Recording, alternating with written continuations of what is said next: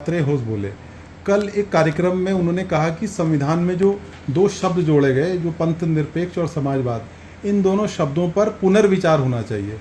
देखिए, पहली बात तो ये कि भारतीय जनता पार्टी इस देश के संविधान की आत्मा को नष्ट करना चाहती है, इस देश का संविधान खत्म करना चाहती है। और ये बात एक नहीं 1000 बार हम लोग कह चुके हैं। ये उसी बात का उदाहरण है।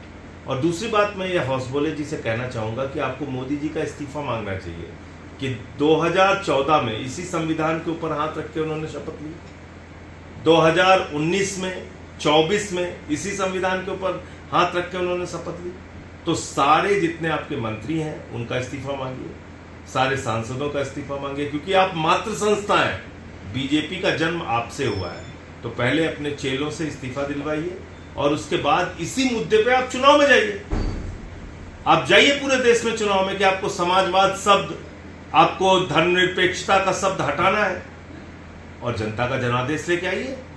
अगर आपकी हिम्मत है तो आप चुनाव में जाइए, पूरी बीजेपी इस्तीफा दे और चुनाव में जाए, और सारी विधानसभाओं से भी इस्तीफा होना चाहिए, क्योंकि संविधान की शपथ हर एक जनप्रतिनिधि, विधायक, सांसद लेता है।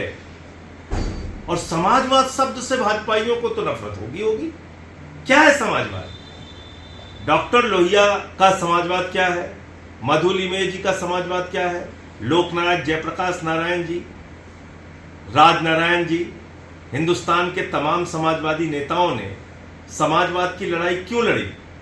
गैर बराबरी को मिटाने के लिए। समाजवाद की लड़ाई क्यों लड़ी?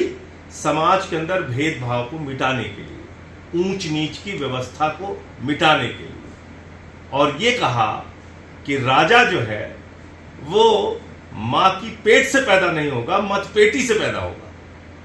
यह सिद्धांत था समाजवाद का। समाजवाद का सिद्धांत यह है समता मूलक, संपन्नता युक्त समाज की स्थापना। तो ये तो पूंजीवादी लोग हैं। तो अडानी के जो दलाल हैं वो ये चाहते हैं कि इस देश में समाजवाद की विचारधारा ना रहे,